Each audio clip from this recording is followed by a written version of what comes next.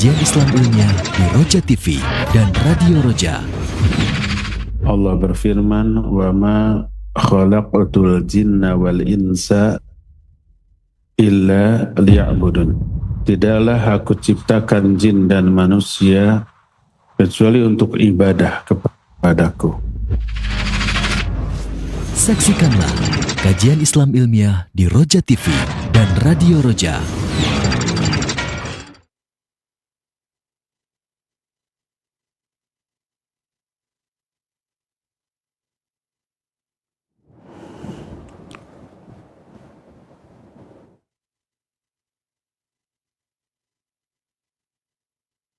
Warahmatullahi wabarakatuh. Alhamdulillah wassalatu wassalamu ala Rasulillah wa ala alihi wa sahbihi wa mawala. Saudaraku seiman dan seakidah, sahabat Roja dimanapun Anda berada, masih bersama dengan kami di saluran tilawah Al-Quran dan kajian Islam. Dan di kesempatan sore hari ini, insya Allah kami hadirkan kembali kajian ilmiah bersama Ustadz Abu Haidar As-Sundawi Hafizahullah Ta'ala dalam pembahasan kitab Al-Qaulul Farid Fawaid ala Kitab Tauhid. Dan insya Allah akan mengambil sebuah pembahasan, yakni penjelasan kalimah Tauhid. Dan untuk kesempatan sore hari ini akan kami hadirkan kajian ini langsung dari gedung Aula Ma'had Safera di Muara Sanding, Kecamatan Garut Kota, Kabupaten Garut. Baiklah saudaraku seiman dan seakidah, untuk selanjutnya kita akan simak nasihat dari Ustadz Abu Haidar As-Sundawi Hafizahullah Ta'ala. Dari studio kami sampaikan, selamat menyimak. Bismillahirrahmanirrahim. Assalamualaikum warahmatullahi wabarakatuh. Alhamdulillah wassalatu wassalamu ala Rasulillah wa ala alihi wa ashabihi wa mawalah wa man tabi'ahum bi ihsanin ila yaumil qiyamah wa ba'd. Hadirin para jamaah di Pondok Pesantren atau Ma'had Safira Garut, baik para pengurus, para asatidah, para pembina, para santri, dan para jamaah masyarakat Sabudirin Pondok Pesantren Safira Garut, para pendengar Radio Tarbiyah Sunnah Bandung, pendengar Radio Roja di beberapa kota, dan radio-radio lain yang ikut gabung, pemirsa Roja TV, juga para netizen melalui channel Tarbiyah Sunnah channel, di mana saja Anda berada. Alhamdulillah sore hari ini kajian yang langsung disiarkan radio dan TV Roja Cilengsi secara nasional yang biasa diadakan di Masjid Agung Al-Ukhwah Bandung, karena sekarang saat kunjungan saya ke Garut, ke Pondok Pesantren Safira, kita adakan kajian ini di sini, dan ini sekaligus menjawab beberapa pertanyaan dari beberapa ikhwan dan akhwat sehubungan dengan adanya potongan video saya di Ma'had Safira. Apakah saya ikut ngajar di sini? Kalau pengajar tetap di pondoknya tidak, tetapi mengajar sebulan sekali ke sini iya. Punya hubungan yang erat antara Tarbiyah Sunnah dengan Ma'had Safira ini. Materi yang sedang kita bahas adalah kitab Al-Qaulul Farid Fawaid ala Kitab Tauhid. Bab yang sedang akan kita bahas adalah Tafsir Tauhid Syahadati an la ilaha illallah. Tafsir atau penjelasan tentang kalimat Tauhid atau syahadat la ilaha illallah. Ayat pertama dalam bab ini yang dikutip oleh muallif pengarang kitab Tauhid adalah Surah Al-Isra ayat 57. Allah berfirman, "Ulaika alladzina yad'una yabtaguna ila rabbihimul wasilah ayyuhum aqrab wa yarjuna rahmatah wa yakhafuna adzabah inna adzaba rabbika kana mahdhura. Kata Allah, berhala-berhala atau nenek moyang yang mereka mintai doa, mereka pun mencari wasilah kepada Allah, siapa di antara mereka yang paling dekat kepada Allah. Mereka pun berharap rahmat Allah dan takut kepada azabnya, karena sungguhnya azab Allah adalah sesuatu yang harus ditakuti. Ketika menjelaskan judul bab ini, bab Tafsir Tauhid wa Syahadati an la ilaha illallah. Judul ini termasuk bab mengatofkan dua perkara yang mutaradif. Mutaradif itu sinonim, yaitu Tauhid dan Syahadat la ilaha illallah.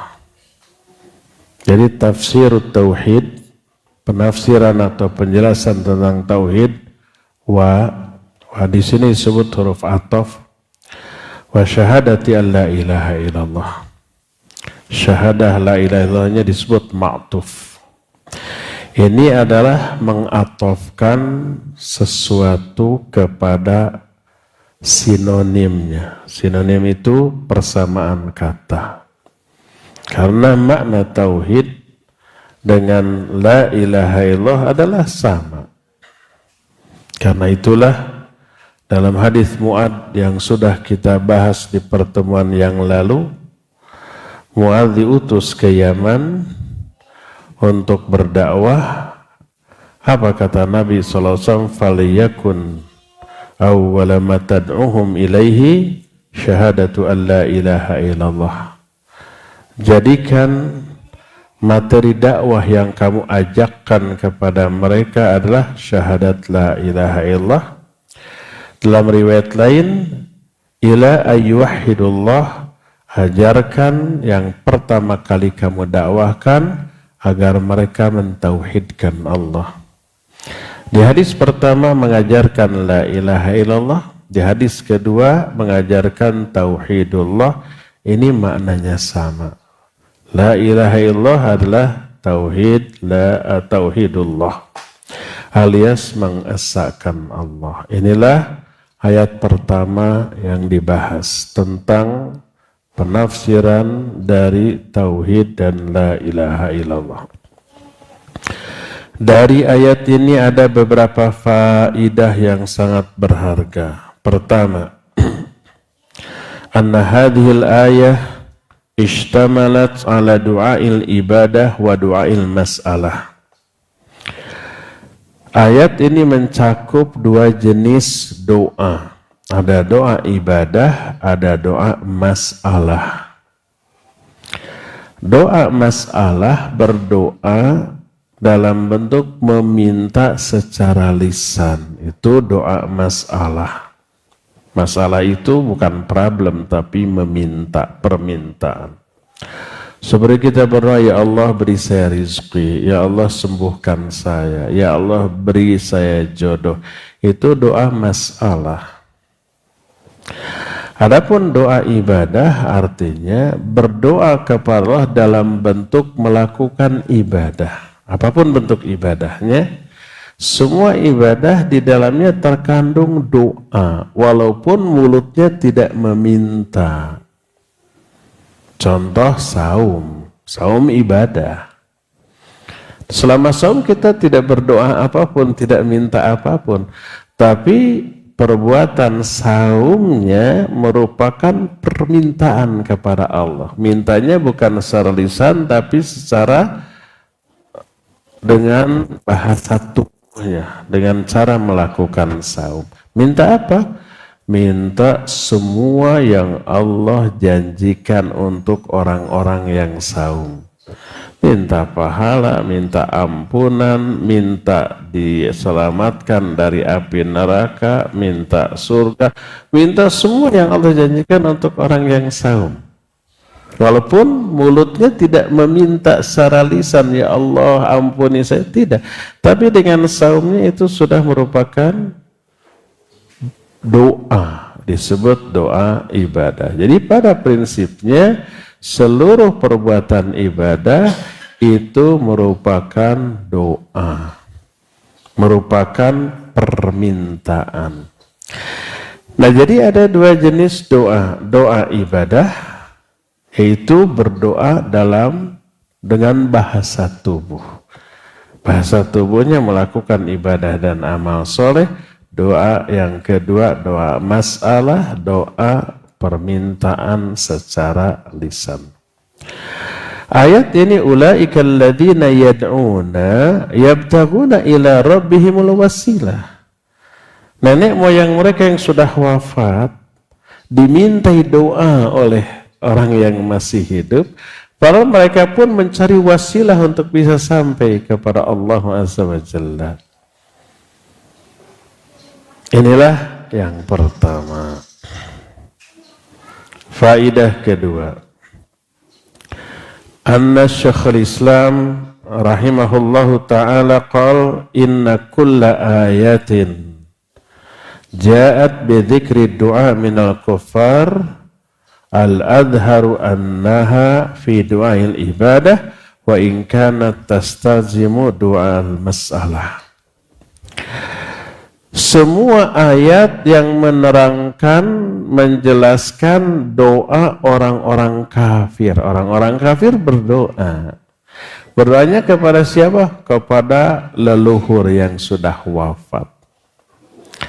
Semua ayat yang menjelaskan doa orang kafir, itu jelasnya menjelaskan bahwa yang dimaksud doa di sana doa ibadah. Walaupun pasti di dalamnya mencakup doa masalah. Karena apa? Karena ketika orang kafir itu beribadah kepada nenek moyang mereka yang sudah wafat, baik melalui patungnya, melalui kuburannya, atau dalam bentuk apapun, itu adalah ibadah kepada yang sudah wafat, yang di dalam juga sudah tercakup doa masalah, doa permintaan. Pasti mereka meminta, wahai leluhur, beri kami kesehatan, jauhkan kami dari bala. Jadi dua-duanya tercakup di dalam istilah doa mereka kepada leluhur. Poin yang ketiga, anna min nawaqidit tauhid ayyud'a ghairullahi azza wa jalla. Ayat ini menerangkan di antara pembatal tauhid adalah berdoa kepada selain Allah. Karena tauhid itu mengesahkan Allah dalam hal ibadah. Hanya beribadah kepada Allah. Apapun bentuk ibadahnya. Salah satu bentuk ibadah adalah doa. Ad-doa wal ibadah. Doa itu adalah ibadah. Jadi kalau kita berdoa kepada Allah berarti ibadah kepada Allah. Berdoa kepada selain Allah berarti ibadah kepada selain Allah. Kalau berdoa kepada selain Allah, tauhidnya gugur, batal. Tauhidnya, ucapannya, la ilaha illallah, tidak ada sesembahan yang hak selain Allah. Dia menyembah kepada selain Allah dalam bentuk berdoa kepada selain Allah. Batal, gugur. Inilah yang ketiga. Poin keempat. Anna haula'il mad'uina sholihin yarjuna rahmatallahi azza wa jalla fahum fuqara'un ilaih fakaifa yud'aun. Ayat ini pun menerangkan bahwa orang-orang soleh yang sudah wafat yang dimintai doa itu, leluhur-leluhur mereka dulu Lata Uzza itu orang-orang soleh yang sudah wafat. Kemudian setelah wafat untuk mengingatkan kesolehan mereka sehingga memotivasi ibadah mereka, dibuatlah patungnya. Awal-awal tidak disembah, tapi generasi berikutnya datang setan, ayah nenek kalian menyembah ini, hayo sembah, akhirnya disembah. Jadi Lata Uzza itu visualisasi dari orang soleh yang sudah wafat. Nah, lalu dimintai doa mereka, berdoa kepada mereka. Nah, orang-orang soleh yang sudah wafat yang dimintai doa, mereka pun selalu mengharapkan rahmat Allah. Mereka fuqara'un ilai, sangat membutuhkan Allah Azza wa Jalla. Bagaimana mungkin mereka dimintai doa? Bagaimana mungkin orang yang hidup berdoa meminta kepada mereka, padahal mereka juga sangat butuh.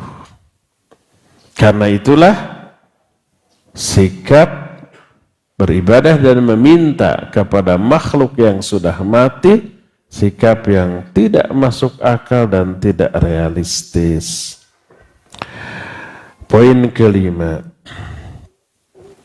anna haula'il mad'uina sholihin jama'u bainar raja' wal khawf wa huma ruknani min arkanil ibadah lianna arkanal ibadah thalathah mahabbah wa raja' wa khawf. Ayat ini pun menjelaskan bahwa orang-orang soleh yang sudah wafat yang dimintai doanya, mereka pun memadukan antara roja dan khauf. Sebab dalam ayat ini, surah Al-Isra 57 ini disebutkan wa yarjuna rahmatahu wa yakhafuna adzabah. Mereka mengharapkan rahmat Allah dan takut terhadap azabnya. Ada harapan untuk meraih rahmat Allah, ada takut terhadap azabnya. Roja dan khauf dimiliki oleh mereka. Dan dua ini adalah dua di antara rukun-rukun ibadah. Rukun ibadah itu ada tiga. Ada mahabbah, ada roja, ada khauf. Sertakan ketiga hal ini ketika kita melakukan ibadah apapun, sholat ke, saum ke, atau ibadah lain, harus ada mahabbah, cinta kepada yang diibadati, yaitu Allah Azza wa Jalla. Kalau cinta menyertai ibadah, enjoy, nikmat, betah.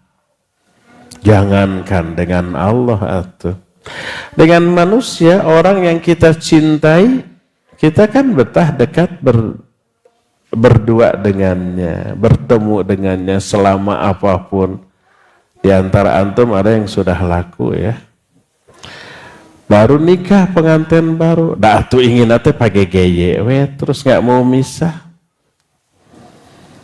Itu baru dengan orang, apalagi dengan Allah. Walladzina amanu asyaddu hubban lillah. Orang beriman lebih besar cintanya kepada Allah. Kepada orang saja kita yang kita cintai berdua-dua, dekat, ngobrol, berdialog, betah. Apalagi dengan Allah Azza wa Jalla. Jadi kalau ada cinta pasti betah. Kedua ada roja, ada berharap. Berharap dapat pahala, dapat ampunan, dapat rahmat, dapat kasih sayangnya, dapat semua yang Allah janjikan. Ada khauf. Setiap cinta pasti ada takut. Antum sebagai suami, cinta ke istri, akulah cinta welahnya.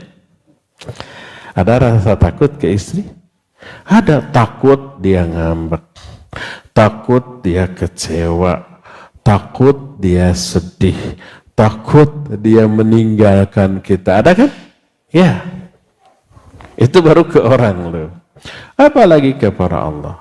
Takut azabnya, takut murtekanya, takut laknatnya, dan seterusnya. Berharap pahalanya, rahmatnya, cintanya. Kalau tiga ini berpadu ketika kita melakukan ibadah, ada cinta, ada roja, ada khauf, niscaya dia betah berlama-lama. Poin ke-6. Anna 'alal 'abdi ay yakuna baina raja' wal khauf li'annahu idza ghalaba janibar raja' amina min makrillah fa waqa'a fi dhunub wa idza ghalaba al khauf qanata min rahmatillahi azza wa jalla. Ayat ini menerangkan setiap hamba wajib memiliki dua hal ini kepada Allah. Ada roja, ada khauf, dan berimbang. Kalau aspek rojanya terlalu dominan, umpamanya rojanya 80%, takutnya cuma 20%. Harapannya terlalu besar kalau nggak ada takutnya atau sedikit takutnya, maka dia akan merasa aman dari makar Allah. Akhirnya terjerumus ke dalam dosa. Nggak apa-apa, Allah mada Ghafurur Rahim. Allah mada pengasih penyayang, walaupun saya berdosa Allah akan mengampuni. Akhirnya berani dia berbuat dosa dengan keyakinan Allah Maha Pengampun. Rojanya, harapannya terlalu besar sehingga berani berbuat dosa. Sebaliknya kalau takutnya yang lebih dominan, takutnya 80%, rojanya hanya 20%, akhirnya dia putus asa. Jangan-jangan saya tidak akan diampuni. Jangan saya akan diazab di dunia, alam kubur, di akhirat. Akhirnya putus asa dari rahmat Allah Azza wa Jalla. Jadi seimbanglah antara khauf dan roja. Ini dalam kondisi normal. Tapi para ulama merinci itu.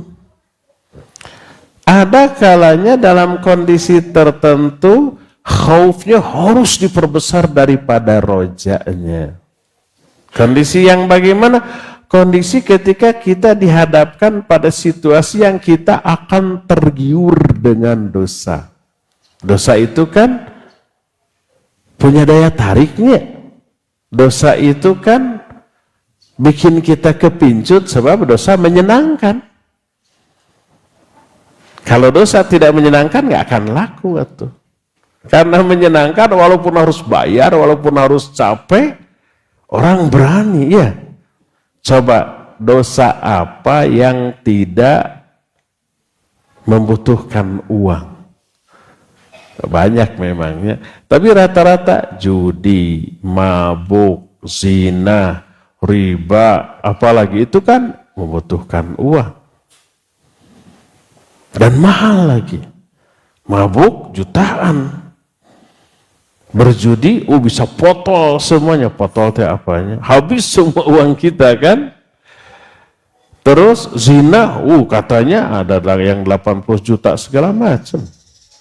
Tapi laku. Jadi daya tariknya besar.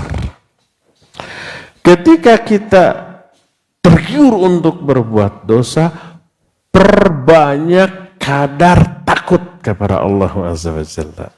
Ingat, ini nikmatnya sesaat. Tapi azabnya, sengsaranya bisa berkepanjangan. Bisa abadi. Harus takut. Pupuk rasa takut. Jangan munculkan roja. Gak apa-apa sekali ini dosa, senang ini. Allah akan mengampuni kita. Itu karena dominannya roja. Dan khaufnya kecil. Dalam kondisi, situasi kita dihadapkan pada sesuatu yang kita hampir tergoda, perbanyak khauf. Bila perlu 100%, biar tidak berani untuk berbuat dosa. Tapi ketika kita sedang minat besar, mood besar, semangat besar untuk melakukan ibadah, perbanyak roja. Jadi dalam situasi normal, roja dan khauf seimbang. Dalam kondisi ketika kita dihadapkan pada kondisi kita hampir terjerumus ke dalam maksiat, perbesar khauf dan seterusnya. Ya, ini poin yang ke-6. Poin ke-7. hirsul awliya'is solihin ala tanafus fil khair. Wa dilalatu hadha minal ayah qauluhu yabtaguna ila rabbihimul wasilah ayyuhum aqrab fahum yatanafasun. Ayat ini menerangkan besarnya semangat para wali yang solihin dalam berlomba-lomba meraih kebaikan. Karena dalam ayat ini disebutkan yabtaguna ila rabbihimul wasilah ayyuhum aqrab. Mereka itu mencari jalan untuk bisa sampai kepada Allah, mencari wasilah, mencari apapun yang bisa mendekatkan mereka kepada Allah Azza wa Jalla. Jadi mereka kelihatan berlomba. Ini sesuai dengan perintah Allah dalam satu ayat telah menyatakan wasari'u ila magfiratin min rabbikum wa jannatin arduhas samawati wal ard. Bersegera. Dalam ayat lain itu tadi surah Ali Imran. Dalam surah Al-Hadid Allah menyatakan wasabiqu ila magfiratin min rabbikum wa jannatin arduha ka ardis samai wal ard. Berlomba-lomba kalian menuju ampunan Allah dan menuju surga. Dan seruan ini hanya bisa direspon oleh orang yang memiliki keimanan yang kuat. Maka usaha ikhtiar dan amal mereka hanya berburu kebaikan, berburu ampunan, dan berburu surga. Poin yang ke-8. Dan ini poin terakhir faidah dari ayat ini. Kalau ngajinya masih lama, baru setengah jam. Anna qurbal abdi min rabbih yadharu fis sujud. Liqaulihi sallallahu alaihi wasallam kama inda Muslim aqrabu ma yakunul abdu min rabbih wa huwa sajid fa aktsiru fihi du'a faqaminun ay hariyun ayustajaba lakum. Bahwa jarak terdekat seorang hamba kepada Allah ketika hamba itu sujud. Maksudnya sujud di dalam sholat, bukan di luar sholat. Mana yang lebih dekat, berdiri ketika sholat atau sujud di luar sholat? Berdiri tapi di dalam sholat. Itu lebih dekat kepada Allah dibanding di luar sholat walaupun dalam kondisi sujud. Apalagi dalam sholat sujud itu jarak terdekat seorang hamba. Sebagaimana dalam hadis sahih riwayat Imam Muslim, Nabi SAW menyatakan jarak terdekat antara seorang hamba dengan Allah adalah ketika sujud, maka perbanyak doa di dalam sujud. Maka pasti doamu akan diijabah. Nah, inilah 8 faidah yang kita ambil dari ayat yang pertama tadi. Ayat kedua dalam bab ini yang dikutip oleh muallif adalah surah Az-Zukhruf ayat 26 sampai 28. Di ayat ini Allah berfirman wa idh qala Ibrahimu li abihi wa qaumi innani bara'u mimma ta'budun illa alladhi fatarani fa innahu sayahdin wa ja'alaha kalimatan baqiyatan fi aqibihi la'allahum yarji'un. Dan ingat ketika Ibrahim berkata kepada bapaknya dan kaumnya. Bapaknya, kaumnya menyembah patung. Bahkan bapaknya pembuat patung yang disembah. Anaknya Nabi pemberantas patung, ayahnya tukang bikin patung. Nas ayat. Kita nggak boleh pakai perasaan. Masa sih orang tua seorang Nabi musyrik? Jangan pakai perasaan, jangan pakai logika. Karena apa? Karena agama dibangun di atas dasar wahyu, bukan perasaan, bukan logika. Masa sih antara ayah dengan anak bertolak belakang akidahnya? Ini fakta. Dalam kehidupan kita aja, ada nggak ayahnya orang yang soleh, anaknya kafir? Ada banyak. Contoh nyata Nabi Nuhnya, beliaunya Nabi, istri sama anaknya gimana? Kafir. Nabi Ibrahim sang anak, tukang pemberantas patung, ayahnya tukang bikin patung. Jangan pakai perasaan di sini. Tega amat kepada Nabi menuduh ayahnya kafir. Ayat loh. Jangan pakai perasaan dalam beragama, ya enggak. Pakai ayat, pakai nas wahyu. Dan ingatlah ketika Ibrahim berkata kepada bapaknya dan kaumnya, aku berlepas diri dari apa-apa yang kalian sembah. Tidak mau ikut menyembah kecuali kepada yang menciptakan aku, yaitu Allah, karena Dia akan memberi hidayah kepadaku. Lalu Ibrahim menjadikan kalimat ini sebagai kalimat yang abadi terus sampai ke anak cucunya agar mereka kembali. Dari ayat ini ada beberapa faedah, pelajaran yang sangat berharga. Pertama, anna tauhid la yatimu illa bil bara'ati minasyirki wa ahli. Ayat ini menjelaskan bahwa tauhid tidak akan sempurna kecuali dengan sikap baro. Baro itu berlepas diri dari perbuatan syirik dan para pelakunya. Nabi Ibrahim berlepas diri dari bapaknya, dari kaumnya. Dan salah satu di antara kandungan tauhid wajib, la ilaha, tidak ada ilah, itu sikap baro kepada semua sesembahan selain Allah. Baro itu berlepas diri.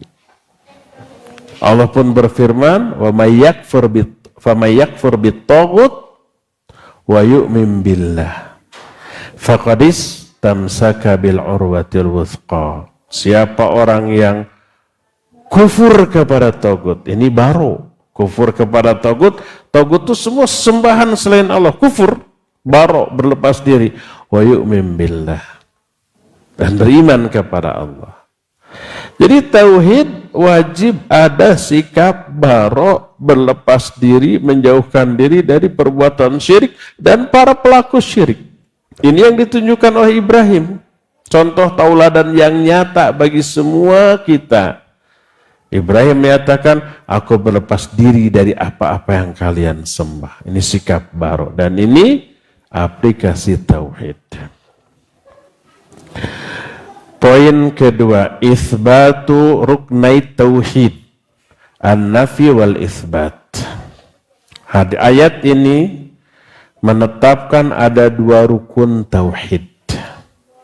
Rukun pertama nafi, rukun kedua itsbat.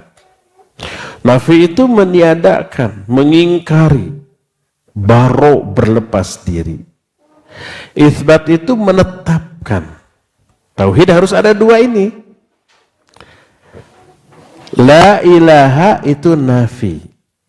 La ilaha, tidak ada sesembahan, itu nafi, meniadakan semua sesembahan.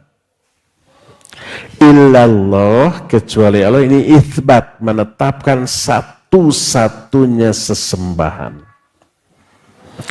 Dan di dalam kalimat tauhid ada dua hal. Pertama adalah tasfiyah, kedua tarbiyah, atau dengan ungkapan lain takhliyah, yang kedua tahliyah. Nafi dan itsbat. Tasfiyah artinya membersihkan, memurnikan. Nah, tarbiyah mendidik, membina, mengembangkan yang sudah dibersihkan tadi. La ilaha ini pembersihan jiwa kita dari semua sesembahan-sembahan lain, dikosongkan, dibersihkan dulu tuh. Baru setelah bersih, kosong dari semua sembahan, baru ditetapkan Allah satu-satunya sesembahan. Takhliyah itu pengosongan, lalu tahliyah itu dihiasi. Kalau umpamanya ada sebuah ruangan tuh kotor, mungkin banyak laba-laba sarangnya, terus dinding-dindingnya sudah banyak pulau bekas bocor gitu.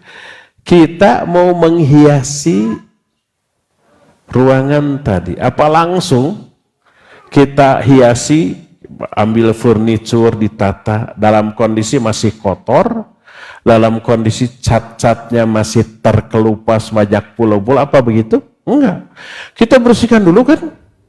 Dibersihkan dulu, dipel, diwangikan, dicat ulang, semua kotoran setelah bersih, nggak ada kotoran, nggak ada pulau, nggak ada cat yang terkelupas, sudah baru ditata, baru dihiasi, ditempatkan furniture di sini, kursi, sofa, baru indah kan gitu ya.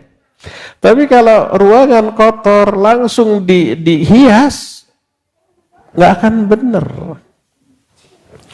Tauhid juga begitu, hati juga begitu. Kalau hati ingin ditata, dihiasi, sebelum ditata, dihiasi, dikosongkan dulu, dibersihkan dulu. La ilaha. Tidak ada sesembahan yang hak. Bersihkan dulu dari semua sesembahan selain Allah Azza wa Jalla. Baru ditetapkan Allah sebagai satu-satunya sesembahan. Jadi rukun yang dua ini wajib. Ada nafi, ada isbat. Nafi itu mengosongkan, meniadakan, mengingkari sesemua sembahan selain Allah. Isbat menetapkan satu-satunya sesembahan yang hak. Harus ada dua-duanya. Dan nafi itu diaplikasikan dalam bentuk menjauhi syirik, menjauhi para pelakunya. Baro itu berlepas diri dari mereka. Ya. Jadi ayat tadi menjelaskan tetapnya dua rukun tauhid, nafi dan itsbat.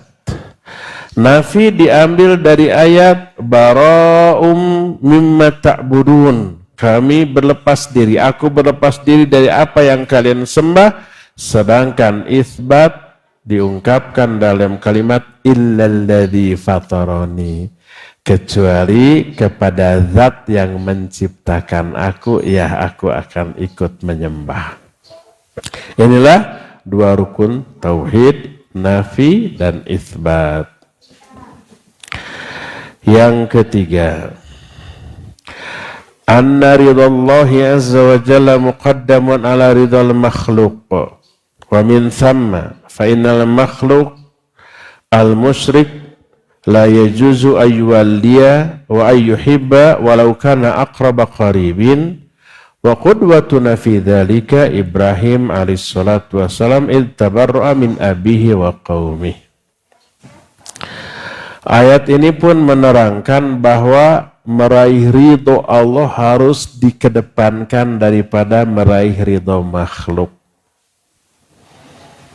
Dari sana kita mengetahui makhluk yang musyrik tidak boleh dicintai dan tidak boleh dijadikan teman akrab walaupun dia kerabat terdekat. Nih contoh, Nabi Ibrahim alaihissalatu wassalam berlepas diri dari ayahnya dan dari kaumnya. Ayahnya itu makhluk terdekat hubungan kekerabatannya. Juga kaumnya, dia hidup di tengah-tengah lingkungan kaum seperti itu. Manusia-manusia terdekat dengan diri Nabi Ibrahim. Tapi ketika mereka musyrik, Nabi Ibrahim lebih menomorsatukan ridho Allah. Walaupun dengan risiko dia apa? Dimusuhi oleh orang terdekatnya, oleh ayahnya, oleh kaumnya. Bahkan resikonya kan nyawanya. Nabi Ibrahim itu sampai ditangkap oleh raja, lalu diapain? Dibakar hidup-hidup.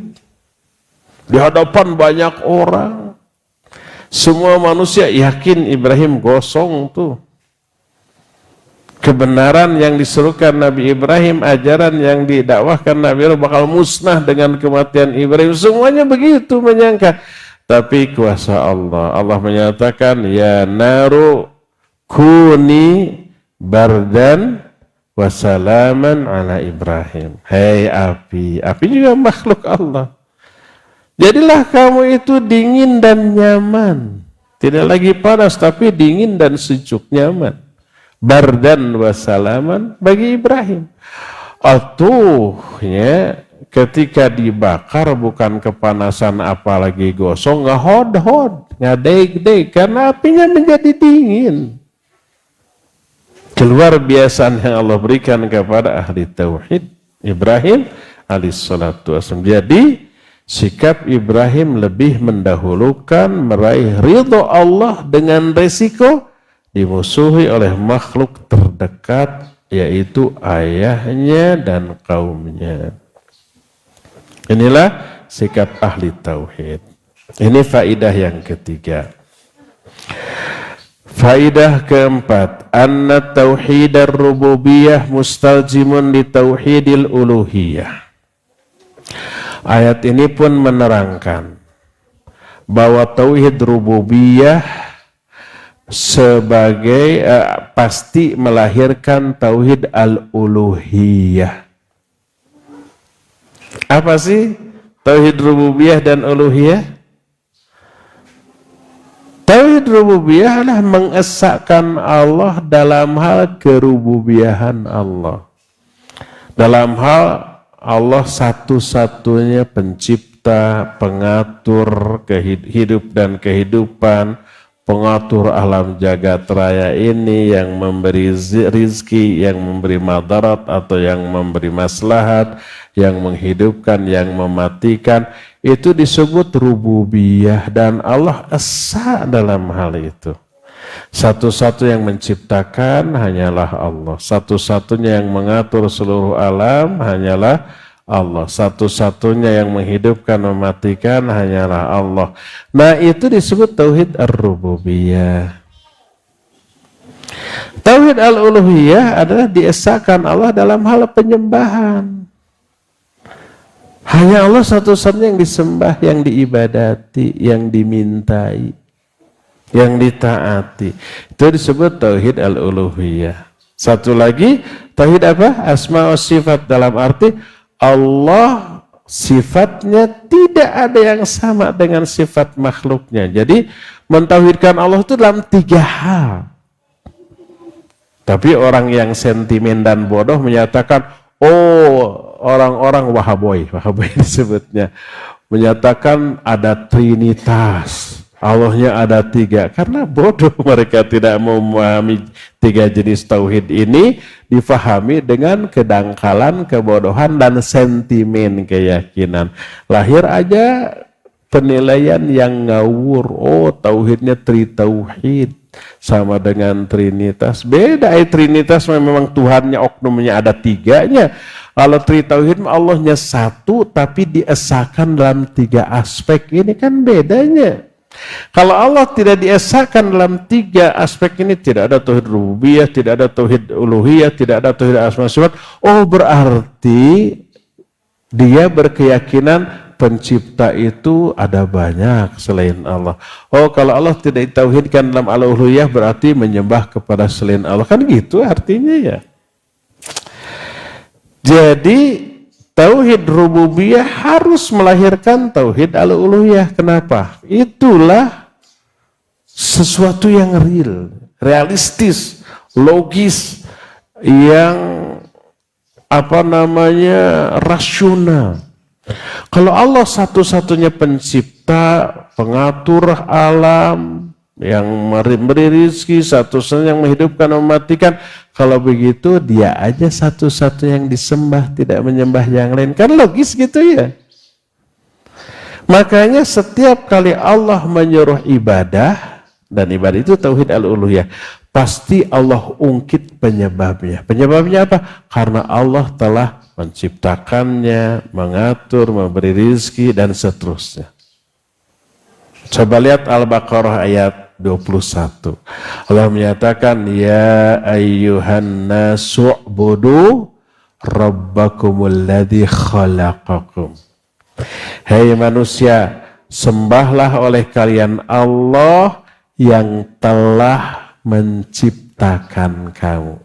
Karena Allah telah menciptakan kamu, dan ini tauhid rububiyah, maka sembahlah Dia, itu tauhid al-uluhiyah. Termasuk dalam ayat ini, tauhid rububiyah melahirkan tauhid al-uluhiyah, seperti kata Ibrahim, innani bara'um mimma ta'budun. Aku berlepas diri dari apa yang kalian sembah, illalladzi fatarani, kecuali aku akan menyembah kepada zat yang menciptakan aku. Yaitu Allah telah menciptakan dirinya. Menciptakan itu ar-rububiyah. Aku hanya ibadah kepada Dia yang telah menciptakan aku. Ibadah itu tauhid al-uluhiyah.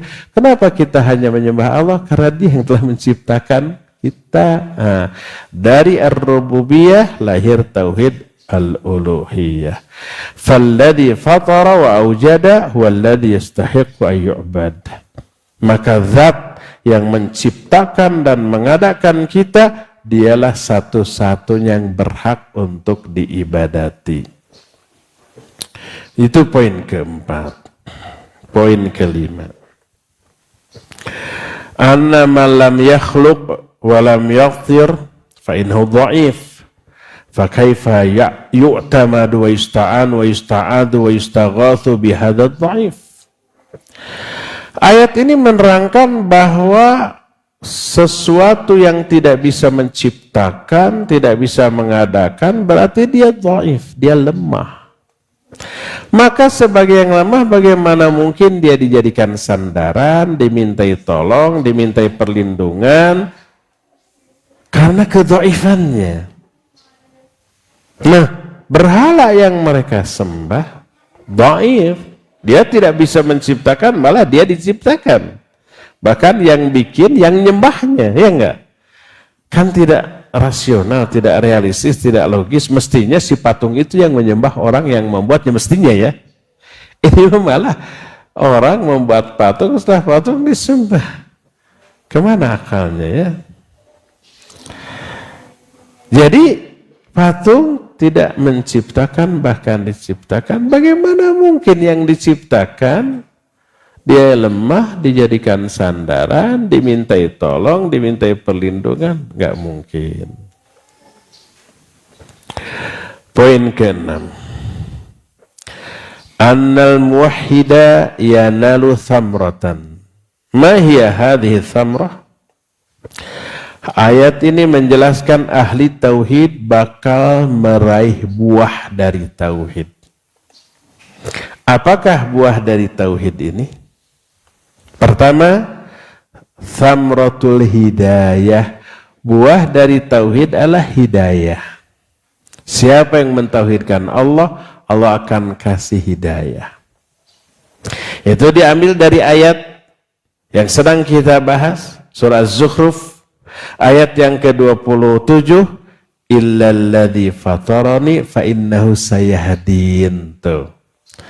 Aku berlepas diri dari apa yang kalian sembah, kecuali aku akan menyembah yang menciptakan aku, fa innahu sayahdin, maka Dia akan memberi hidayah kepadaku. Aku akan beribadah kepada yang menciptakan aku, lalu Dia memberi hidayah kepadaku. Jadi buah dari tauhid kepada Allah adalah apa? Hidayah. Selaras dengan apa yang sudah dijelaskan di dalam ayat lain. Allah berfirman, alladzina amanu wa lam yalbisu imanahum bidzulmin ulaika lahumul amnu wa hum muhtadun. Ini surah An-Nahl ayat 182. Sesungguhnya orang-orang yang beriman, alladzina amanu walam yalbisu imanahum bidzulmin, dan mereka tidak mencampur adukan imannya dengan zalim, imannya murni. Orang yang beriman tidak mencampur adukan imannya dengan qadarul iman, ulaika lahumul amnu, bagi mereka akan memperoleh keamanan, aman dari azab dan murka Allah dunia sampai akhirat, wahum muhdatun, dan mereka akan dapat hidayah.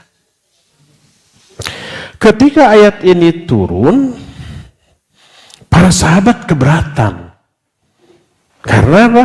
Karena salah paham. Ingat, sahabat jago bahasa Arab tuh. Karena memang orang Arab. Ayat ini bahasa Arab. Para sahabat jago bahasa Arab. Jauh lebih jago daripada kita. Para sahabat cerdas-cerdas. Hafalannya kuat-kuat. Para sahabat hatinya paling bersih dibanding manusia manapun, di zaman manapun, di tempat manapun. Mereka dipilih oleh Allah untuk menjadi sahabat nabinya itu karena hati-hati mereka sebaik-baik hati setelah hati Muhammad SAW. Itu hadis riwayat dari Ibnu Mas'ud radhiyallahu an. Jadi, thumma yanduru ila qulubil ibad ba'da qalbi Muhammadin sallallahu alaihi wasallam fawajada anna quluba ashabi khairu qulubil ibad. Allah melihat hati semua hamba setelah melihat hati Nabi Muhammad SAW. Allah temukan hati-hati para sahabat sebaik-baik hati manusia. Lalu Allah memilih mereka untuk menjadi para sahabat dari nabinya. Mungkin kita pernah mikir ketika membaca sirah Nabi SAW, indah ya kehidupan sahabat, kita mikir, andai saya dilahirkan di Mekah atau di Madinah di tahun itu, pasti saya akan menjadi sahabat Nabi terdekat. Pernah mikir begitu? Kenapa kita tidak dilahirkan di sana di zaman itu? Kita dilahirkannya di Garut di zaman sekarang. Karena hati kita adalah hati yang gak layak dijadikan pendamping Nabi Muhammad SAW. Kalau hatinya seperti kita hidup di zaman itu, di tempat itu, mungkin kita jadi jajaran Abu Jahalnya mungkin. Hati kayak begini, mampu nggak setabah Bilal bin Rabah? Mampu nggak setabah Ammar bin Yasir? Mampu nggak setabah para sahabat? Enggak. Kadang kita mah dengan harta sedikit dua dikit aja tergoda gitu ya untuk berbuat dosa dan maksiat tanpa peduli halal haram. Masih untung kita dihidupkan zaman sekarang di tempat ini terjahat-jahat ting. Masih bisa mengenal Allah dan syariatnya. Tapi sahabat sehebat itu bahasa Arab jago. Hatinya jauh lebih bersih, lebih baik daripada hati manusia manapun. Tapi ketika mereka memahami Quran dengan ro'yu, salah. Ketika ayat ini turun, kata Allah, orang beriman dan tidak mencampur adukan iman dengan dolim, mereka dapat keamanan dari azab Allah dan dapat hidayah. Mafhum mukhalafahnya apa? Orang yang mencampurkan iman dengan dolim nggak dapat keamanan, nggak dapat hidayah. Kan gitu. Maka mereka berat. Lalu berkata, ya Rasulullah, ayyuna lam yadlim nafsah. Ayyuna lam ya'mal su'an. Wahai Rasulullah, siapa sih di antara kita yang tidak pernah berbuat dolim? Siapa sih di antara kita yang tidak pernah berbuat dosa? Mereka memahami zalim di sini teh dosa biasa. Dan mereka merasa semuanya kena dengan ayat ini. Aduh bahaya, nggak akan aman dari azab Allah, nggak akan dapat hidayah. Apa kata Nabi SAW? Laisal amru kama tadhunnun. Oh, masalah ini tidak seperti yang kalian duga, tidak seperti yang kalian fahami. Alam tasma qaula al-abdis soleh. Pernahkah kamu mendengar ucapan seorang hamba yang soleh? Maknanya Luqman Al-Hakim ketika berbicara kepada anaknya, ya bunayya la tusyrik billah inna syirka la dzulmun adzim. Hai anakku, jangan kalian musyrik kepada Allah. Syirik itu kezaliman terbesar. Jadi yang maksud zalim ini syirik. Orang beriman dan tidak mencampur adukan iman dengan zalim, maksudnya tidak dicampur dengan syirik. Ada orang yang mencampur iman dengan syirik? Ada. Minta kepada Allah, sholat, saum karena Allah, haji bolak-balik setiap tahun, minta juga ke kuburan, minta ke leluhur. Ada yang begitu? Iman ada, tapi dicampur dengan syirik.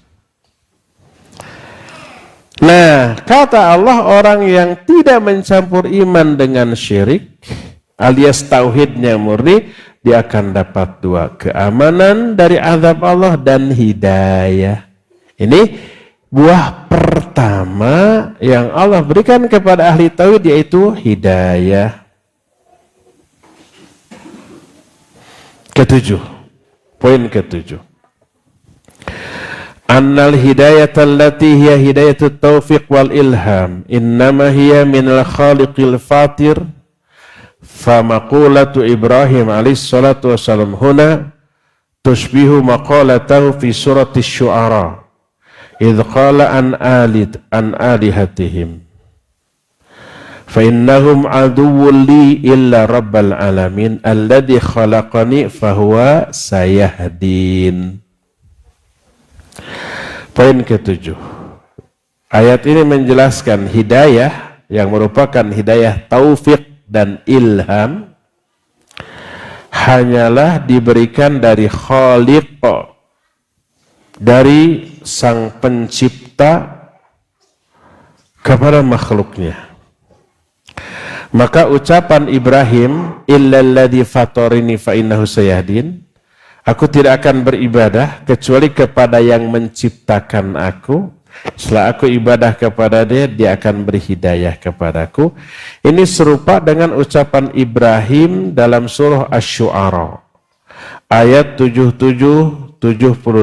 Allah menyatakan bahwa Ibrahim berkata, fa innahum aduwwul li illa rabbal alamin. Sesembahan yang kalian sembah, berhala yang kalian sembah itu musuhku. Di hadapan ayahnya, di hadapan raja, di hadapan kaumnya, yang kalian sembah adalah musuhku. Waniannya, kita akan berani begitu. Kenapa? Nah, kita mah imannya lemah, sian disintrek, oke murungkut. Nabi Ibrahim nggak takut kecuali kepada Allah. Fa innahum aduwwuli illa rabbal alamin. Yang kalian sembah adalah musuhku kecuali Allah Rabbul Alamin. Alladzi khalaqani fahuwa sayahdin. Dia yang telah menciptakan aku dan dia akan memberi hidayah kepadaku. Hidayah akan Allah berikan kepada ahli tauhid. Salah satu cara meraih hidayah Allah, tanamkan tauhid, aplikasikan tauhid, Allah akan kasih hidayah. Poin yang ke-8. Annal Qur'ana yufassiru ba'duhu ba'dha. Ayat ini menjelaskan bahwa Quran itu satu sama lain saling menafsirkan. Satu ayat ditafsirkan oleh ayat yang lain. Sebagaimana dalam surah Az-Zukhruf ini. Allah menyatakan wa ja'alaha kalimatan baqiyah. Ibrahim menjadikan kalimat tauhid sebagai kalimat yang abadi. Abadi karena dia wariskan secara turun-temurun ke anak-anak turunannya. Kalimat ini ditafsirkan oleh ayat lain yang terdapat dalam Al-Baqarah 132. Wa wassa biha Ibrahimu banihi wa Yaqubu ya baniya innallaha astafa lakumuddin fala tamutunna illa wa antum muslimun. Dan Ibrahim telah mewasiatkan kalimat ini kepada anak-anaknya. Juga Nabi Yakub mewasiatkan ini kepada anak-anaknya. Mereka berkata, wahai anakku, Sesungguhnya Allah telah memilihkan agama ini bagi kalian, jangan kalian mati kecuali mati sebagai muslim. Tuh, diwasiatkan, diajarkan ke anak turunannya. Inilah poin yang ke-8. Ke-9, anna dina Ibrahim dhalla mawjudan ila ahdi Quraisy. Ayat ini menjelaskan agama Nabi Ibrahim terus ada sampai zaman suku Quraisy di Mekah. Suku yang di sanalah tempat kelahiran Nabi alaihissalatu wassalam. Oleh karena itu Allah berfirman, wa ja'alaha baqiyat wa ja'alaha kalimatan baqiyah fi aqibihi la'allahum yarji'un. Ibrahim telah menjadikan kalimat tauhid ini sebagai kalimat yang abadi terus ke anak turunnya agar mereka kembali lagi. Mereka menyimpang. Bisa nggak turunan Nabi menyimpang? Banyak. Lihat surah umpamanya Al-Hadid. Walaqad arsalna Nuha wa Ibrahim wa ja'alna fi dzurriyyatihim an-nubuwata wal kitab faminhum muhtadin wa katsiru minhum fasiqun. Lihat turunan Nabi ini. Kami utus Nuh dan Ibrahim, dan kami telah berikan kepada anak-anak turunannya kenabian dan kitab. Di antara mereka ada yang peroleh petunjuk, bahkan ada yang jadi nabi. Wa katsiru minhum fasiqun, tapi kebanyakan turunan mereka fasik. Ini turunan para nabi. Tidak menjadi kalau turunan Nabi pasti jamin surga. Tidak.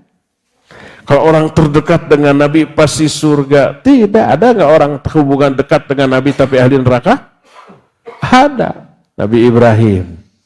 Siapa? Ayahnya. Nabi Nuh. Siapa orang terdekatnya? Istrinya dan anaknya. Nabi Nuh dan Nabi Lut. Sampai dua-duanya dijadikan gambaran ikon kekafiran. Wa daraballahu mathalal ladzina kafaru imra'atan Nuh wa imra'atan Lut kanata tahta amdaini min ibadina sholihin fa khanatahuma falam yughniya anhuma min syai' wa qila dkhulan nara ma'ad dakhilin. Ini istri dua nabi, Nabi Nuh, Nabi Lut. Istri-istrinya ahli neraka. Orang terdekatnya itu. Nabi Musa, musuh besarnya ayah angkatnya. Siapa ayah angkatnya? Si Fir'aun. Nabi Muhammad SAW di antara paman-pamannya ada yang menjadi musuh. Tuh si Abu Lahab tuh, pamannya ya tete.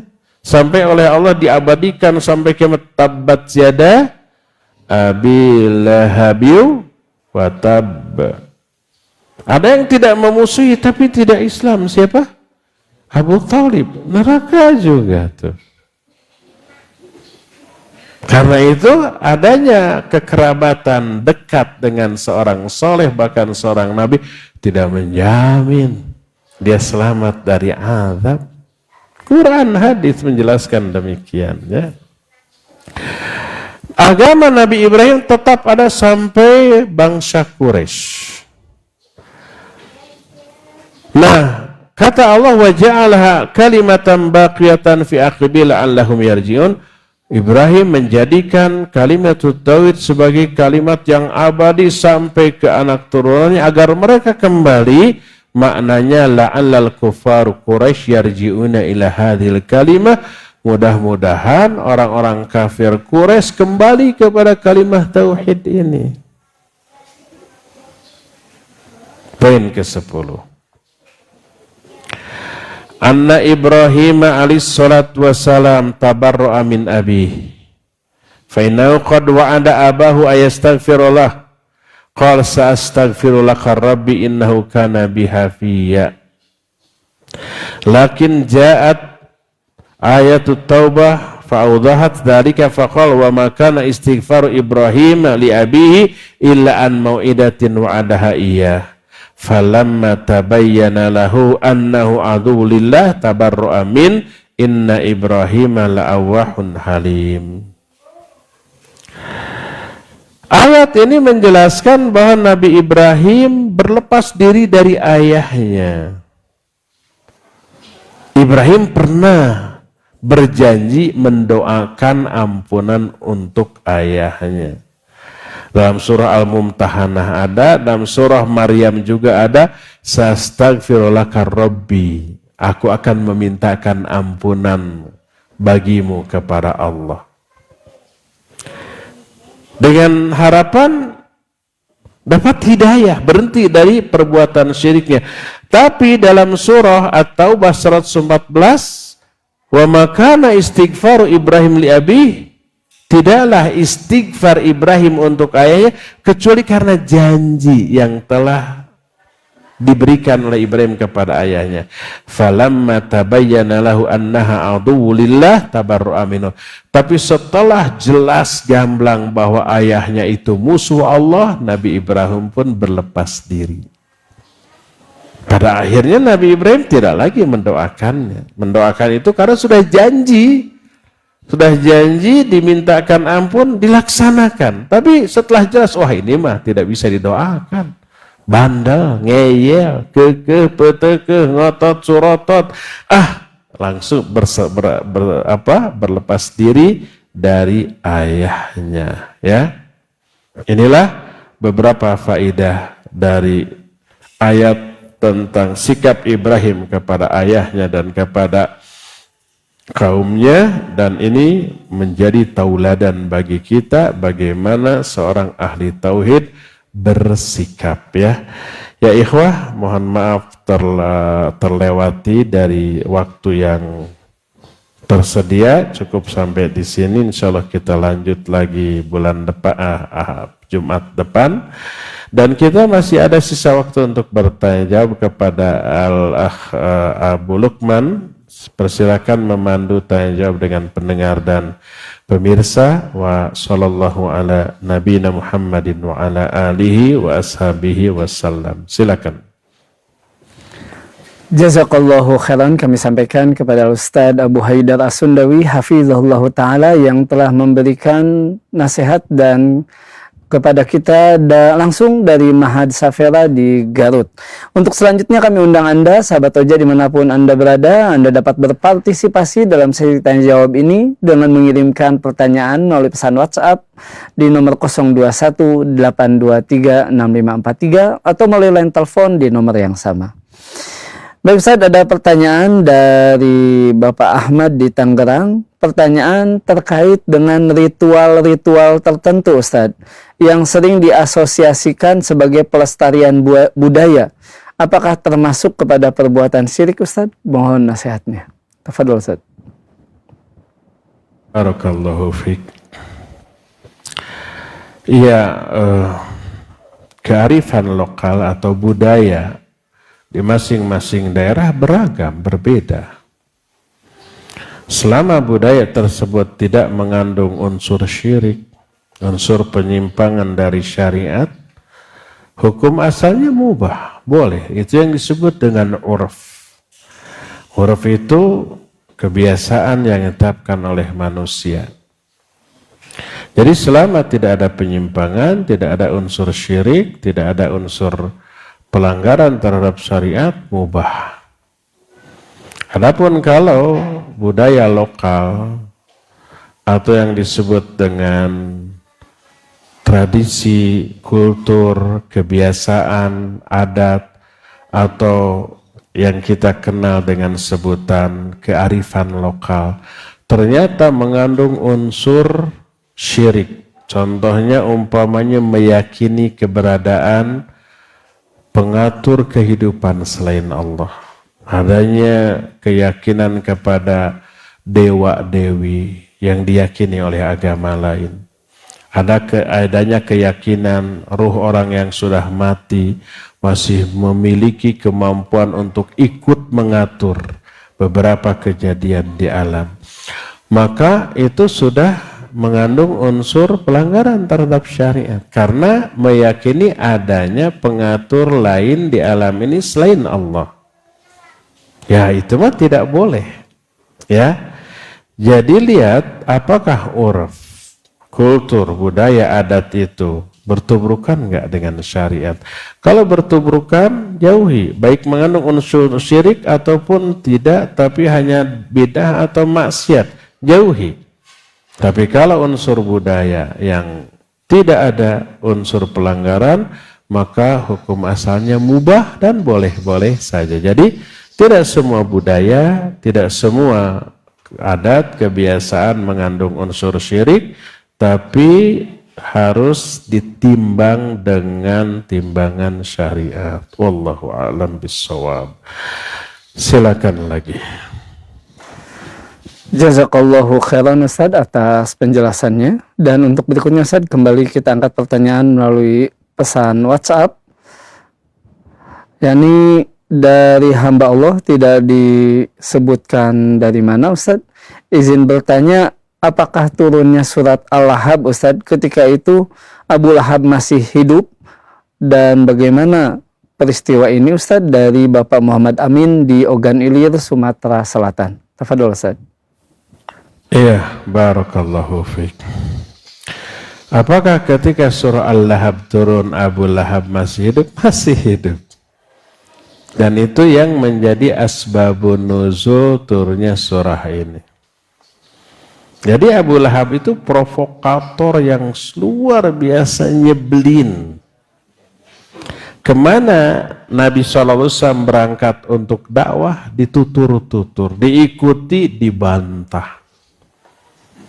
Dipengaruhi orang untuk tidak percaya. Dan didukung sama istrinya, ini suami istri ini klop banget, bestie.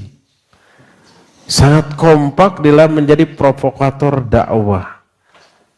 Jadi memprovokasi umat untuk tidak percaya kepada apa yang didakwakan oleh Nabi alaihi salatu wassalam. Sampai Allah Azza wa Jalla menurunkan surah Al-Lahab ini di saat dua-duanya masih hidup. Abu Lahab masih hidup, istrinya juga masih hidup. Kata Allah, tabbat yada abi lahabil wa tab. Celaka kedua tangan Abu Lahab. Ya, itu masih hidup. Ketika ayat ini turun, kemudian Abu Lahab terkena, apakah dia takut dan tobat? Tidak. Kalau umpamanya dia percaya, niscaya dia dari awal tidak akan menjadi provokator. Karena itulah ketika ayat ini turun, ya Abu Lahab dan istrinya masih hidup. Wallahu a'lam. Silakan lagi.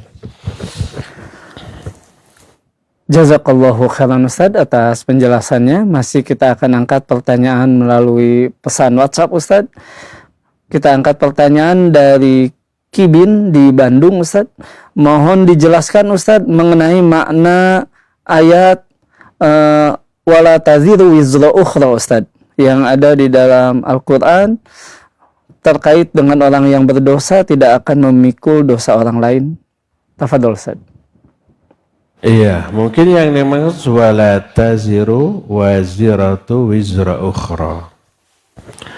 Seseorang tidak akan memikul dosa orang lain. Maknanya seseorang hanya akan memperoleh dosa dari hasil amalannya dan memperoleh balasan dari hasil amalannya. Karena itu kalau ada orang nyuruh kita melakukan perbuatan dosa maksiat, ayolah minum-minum bareng sama saya, dosanya saya yang tanggung. Gak bisa. Tetap orang yang ikut minum, dia menanggung dosa untuk dirinya. Tapi yang ngajaknya double. Dia dosa karena perbuatannya dan dosa karena mengajak orang kepada keburukan.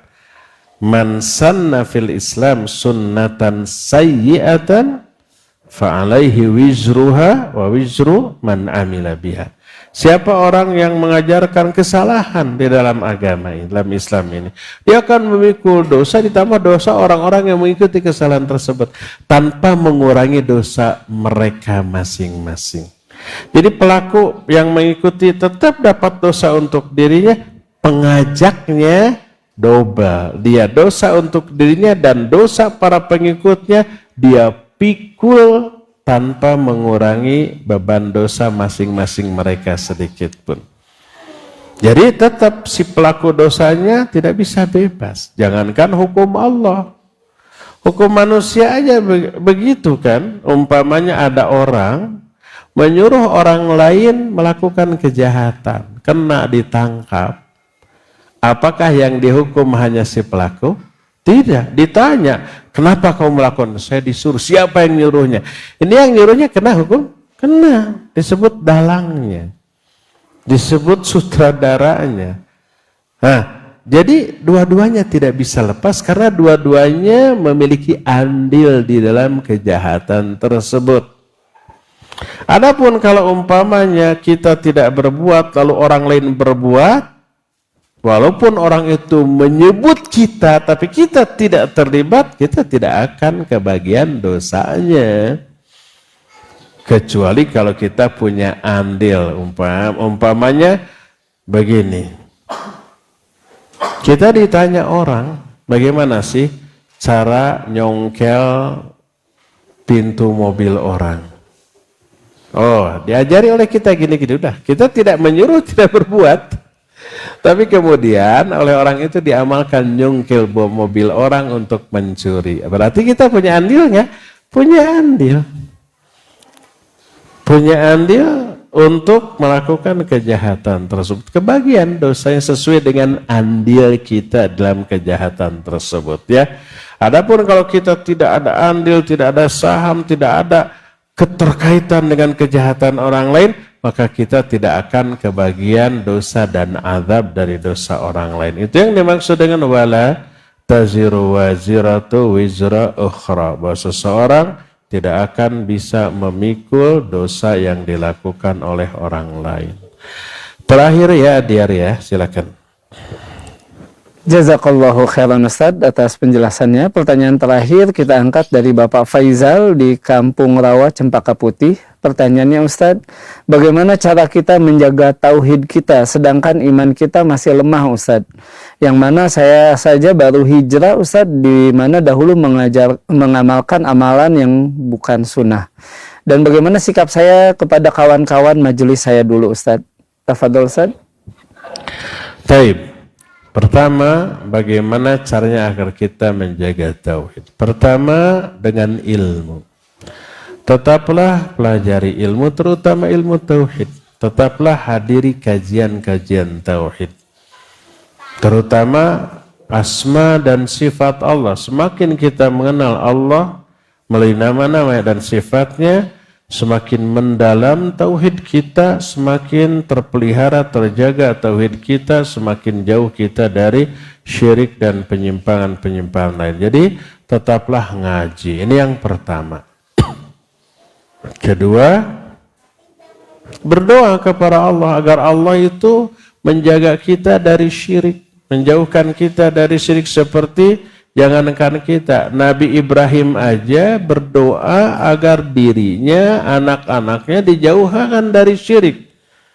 Dan itu oleh Allah Azza wa Jalla diabadikan dalam Al-Quran. Kata Allah, wajnubni wa baniya an na'budal asnam. Ya Allah, jauhkan aku dan anak-anak turunanku dari penyembahan terhadap berhala. Mintalah, berdoa kepada Allah agar Allah menjaga hidayah ini tidak lagi menyesatkan kita. Setelah Allah memberi hidayah, baca doa Rabbana la tuzigh qulubana ba'da idh hadaitana dan seterusnya. Baca Allahumma ya muqallibal qulub tsabit qalbi ala dinik dan seterusnya. Baca doa-doa minta perlindungan kepada Allah dari syirik. Ini yang kedua, sesering mungkin. Ketiga, gaul. Bergaulah dengan ahli tauhid. Bergaulah dengan orang-orang yang berilmu. Bergaulah dengan orang-orang ahli ibadah, orang yang soleh. Agar kita kecipratan. Di saat kita menyimpang karena ketidaktahuan kita, ditegur, diluruskan dengan sebaik-baik cara. Kita bisa ngambil faidah dari ilmu mereka, amal soleh mereka, dari seluruh perilaku kemuliaan akhlak mereka, sehingga kita terbawa. Dan jauhi teman-teman yang buruk. Dijauhi bukan berarti memusuhi, tidak memusuhi, tidak membenci. Kalau ketemu say hello, salam biasa, oke. Tapi bergaul rapat, sehari-hari ngobrol dan seterusnya, jangan. Nanti terbawa oleh keburukan mereka tanpa kita sadari, ya. Almaru ala dini khalili falyandur ahadukum ayyukhalil. Seorang itu agamanya akan dipengaruhi oleh agama kawannya, maka hendaklah setiap kalian memperhatikan dengan siapa dia berkawan, ya. Jadi setidaknya ada 4 poin untuk menjaga tauhid, ya. Yang pertama adalah dengan tetap belajar ilmu tentang tauhid. Yang kedua, berdoa, minta perlindungan kepada Allah dari syirik, minta dijaga dan seterusnya, minta istiqamah. Yang ketiga, bergaulah dengan orang-orang ahli tauhid. Dan yang keempat, jauhi pergaulan dengan orang-orang yang buruk agamanya. Ya, semoga Allah Azza wa Jalla menganugerahkan taufik dan hidayah kepada kita sehingga kita bisa istiqamah di atas tauhid dan bisa bersabar di atas seluruh risiko yang harus kita ambil sebagai orang yang bertauhid ini, ya. Tapi cukup sore ini sampai di sini. Insyaallah kita jumpa hari Jumat yang akan datang. Subhanakallahum bihamdik asyhadu an la ilaha illa anta astaghfiruka wa atubu ilaik walhamdulillahirabbil alamin. Wassalamualaikum warahmatullahi wabarakatuh. Waalaikumsalam warahmatullahi wabarakatuh. Kami ucapkan jazakallahu khairan kepada Ustadz Abu Haidar As-Sundawi hafizahullah ta'ala yang telah membimbing kita di kajian Jumat sore ini langsung dari Ma'had Safera di Garut. Dan kami ucapkan pula jazakumullahu khairan untuk Anda sahabat Roja dimanapun Anda berada. Semoga kebersamaan kita di sore hari ini mendatangkan ilmu yang bermanfaat. Mohon maaf atas segala kekurangan dan semoga Allah sampaikan kita kembali di kesempatan-kesempatan yang akan datang. Kami dari studio undur diri. Wassalamualaikum warahmatullahi wabarakatuh.